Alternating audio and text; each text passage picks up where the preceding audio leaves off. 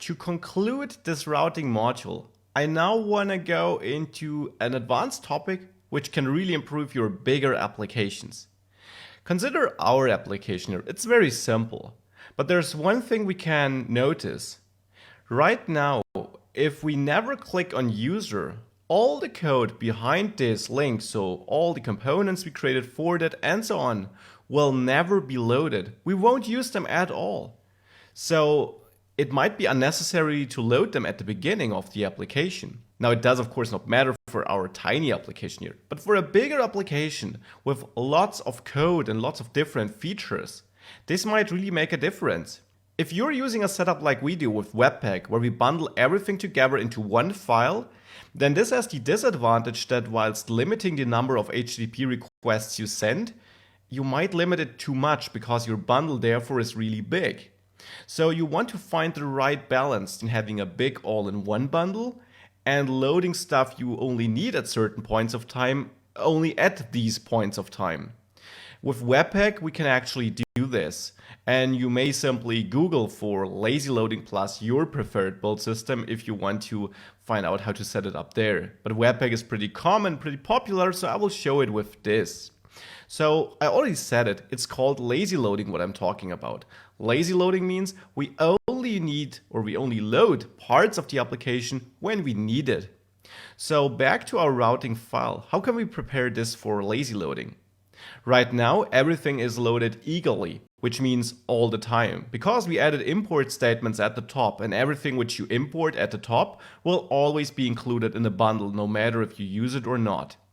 So we have to transfer these import statements here into another syntax. So I will get rid of them. I will always import home and header, but now I want to lazily load the other 4 imports. The syntax now might look a bit strange, but it's something you really just have to keep in mind. It's a syntax Webpack will recognize, will therefore not include it into the initial bundle, but instead will create several other bundles. The syntax I'm talking about looks like this. We create a constant user to also fit the name we use down there so that we don't have to adjust our code down there. And then user simply is an ES6 function where we pass resolve as a callback in there, as a function in there. And in this function, we then want to call require ensure. And now this is really just some code Webpack will be able to execute and to recognize. So require ensure, and this now takes an array. And in this array, we set up the path to the component we want to load. So /components/user and then user.view. So like before in the import statement, now nested in there. This is the first argument, this array. The second argument is another function where in the body of this function, we use the resolve function we passed in as an argument to call require components user.view again.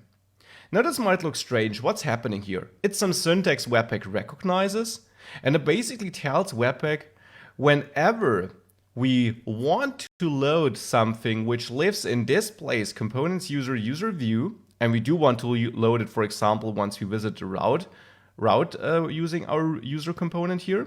So whenever we do this, execute this function here, which is basically like a promise, which means it resolves the path you should then really use. Now, if we would have just require like this at the top, then Webpack would see this in the same way it sees this import syntax, it's just a different syntax, and would immediately load the file.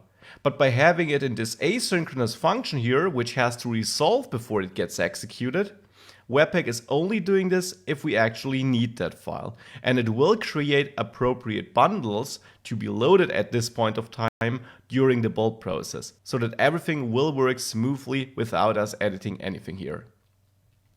So with that, I can now copy this. And yes, this arguably gets longer, but it's worth it to save performance in bigger applications. For user start, for example, then for user added, and also for user detail, like this. And now if we save this and we reload the application, we see it still works. This looks good, but how can we tell if something changed?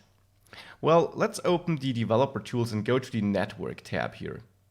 If we go there and reload the application, you see a couple of files are loaded, most importantly our build file, which is really big because it includes all the warnings, all the source maps, everything, and is not minified at all, so don't be worried about that. Now let me clear this network tab, and if I now click on user, you see there were 2 new bundles downloaded, very small each. If I click on the individual user, a new bundle was downloaded. And if I click on edit user, yet another bundle was downloaded. I think you're seeing the theme here. These are the extra bundles Webpack created because all these routes here, we set up here, are now loaded lazily. And this is how we can utilize this feature to make sure that in bigger applications, we only load parts of the application when we need it. As a side note, if you want to group certain pieces together into one sub-bundle, like that, we don't want to have 4 user bundles, we want to store it in one extra bundle, you can group them by passing an additional argument here to our require ensure function. So besides the array and this callback here, we then also have a third argument, which is the group name. For example, user.